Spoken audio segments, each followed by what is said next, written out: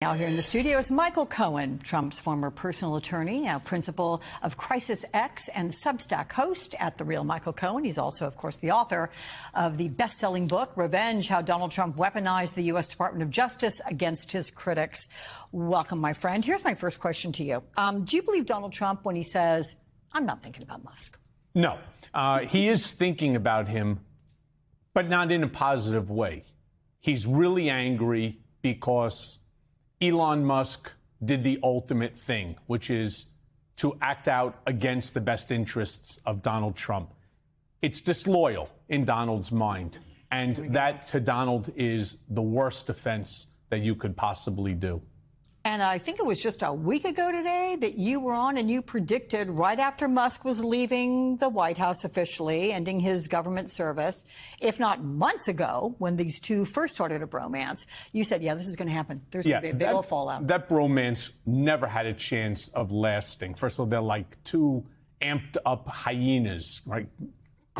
Dragging the carcass of some animal right out of the dirt, but neither of them wants to share the kill. That's the whole problem. You have one guy who's the most powerful man in the world, the other who is the richest man in the world.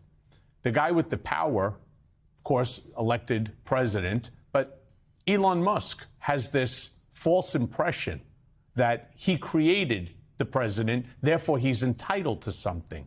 It is really when your reporter was saying that it's a clash of massive egos, it most certainly is. And neither of them are going to back down. I mean, to watch Elon Musk say the things that he said was absolutely incredible. I can't imagine what was going through his mind at that time, but I can't also imagine what was going through Trump's mind as he responded, especially responding to somebody considering they both own their own social media platforms, Truth Social versus X. On Truth Social, the Elon Musk post, it garnered 179 million views. 179 million. Trump's, 172,000. I mean, there is a big difference in the size of the platform. So the Republican Party, the GOP, they're concerned that Elon has gone off the rail and that he's going to ultimately affect the 2026 midterm elections. Can I just ask you, given your experience with Donald Trump, certainly in the past, when you look at Elon and he says, you know, I got this guy elected, and while there's reason to believe that that's not necessarily true, he did devote over $250 million into this campaign. And don't forget his platform X, which is worth as much as the $250 million that he put in. But did he do that? Have people done that in the past with Donald Trump with some sort of a expectation? Look, I'm going to support you. I'm expecting some kind of support in return. Well, take a look at the entire cabinet. I mean, each and every one of the cabinet members, well, I should say each and every one, the vast majority of the cabinet members were all significant donors to the Trump campaign. That's how they ended up in the inner circle. There's always a quid pro quo with Trump. And that's something that everybody knows. You know, but it goes one way, right? Loyalty? Only one way. Loyalty with Donald Trump, as I always refer, is like First Avenue here in Manhattan, one way. NBC's Kristen Welker reports that Trump allies are going after Musk, with Steve Bannon saying Trump should pull every contract, start major investigations immediately. Bannon also added, quote, thus spake the ketamine. I mean, it's a sign that Trump's allies are zeroing in on Musk's alleged drug use. Musk has said he took ketamine to treat depression. Bannon represents the MAGA base. So is revenge ultimately what they want? Well, remember with Trump, it's always about distancing yourself first, disparaging, which is what his acolytes, his enablers are doing, and then denigrating them. And that's what he's doing. Don't think for a second that Steve Bannon is out there on his own saying these things. All of this is coordinated through the president. Not a person is going out there and acting on behalf of the president without at least his explicit knowledge and acceptance. What, like a phone call? Like the two of them chat and say, hey, listen, I need you to do this? And sure. He calls up and he says, look, we're going to go against him. We have to go ahead attack. We all know that based upon even Elon's own words that he's a user of ketamine and other narcotics. Let's discredit him. Let's turn around and attack him to try to make sure that whatever it is that he says, well, that's just the rantings of a drug addict. That's the whole point.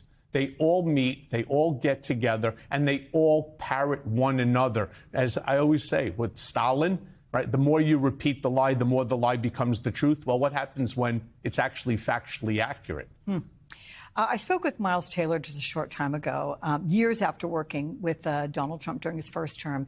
He has said that his life has been deeply, deeply affected by the actions that Donald Trump is taking against him in his second term.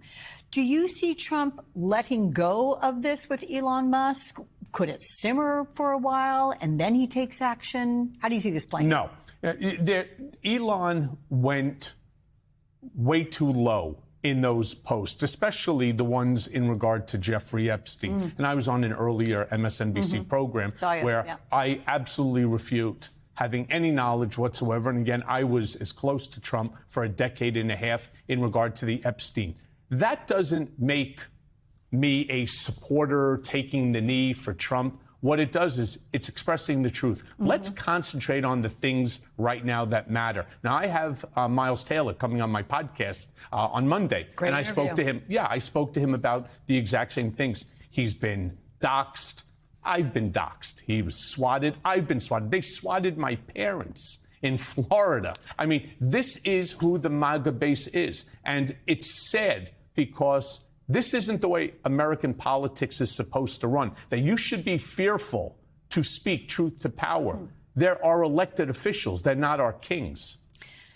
Let me ask about something which I know is important to you, because you are one of several co-authors, Michael, and it is on an op-ed in The Hill. And you've criticized President Biden's rejection of their pardons. You've been asking for reconsideration, calling for the system to be reformed.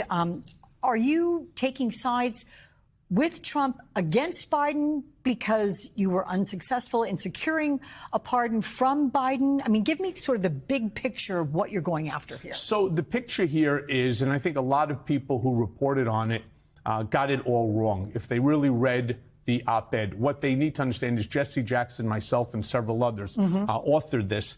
And what we're saying is we worked very hard on these applications. It's not something you put together in a day or a weekend. Spent 4 or 5 months. For example, I have 7 letters from historical figures, 2 of the top constitutional lawyers in America, 2 members of Congress, 2 historical legal figures as well in the Nixon era, as well as an ethics czar who worked for 3 administrations. I wanted the right and the fair consideration for the application, not to just turn around and have it ignored, because it's not necessarily Biden. It's the people that were around him. So, yes, I don't believe that they showed these documents, mine, Jesse, who had 40 letters. I don't believe that this was really considered properly, which is to the president, who has that special power conferred to him in the Constitution. Absolutely. It's basically the hand of God. But where people are getting this wrong about me, this isn't necessarily about me. There's 70 million Americans who are right now affected by having the scarlet letter of felon next to their name. My sentence was 36 months. I'm already out for over 5 years. You did your time? I did my time. I have no restitution.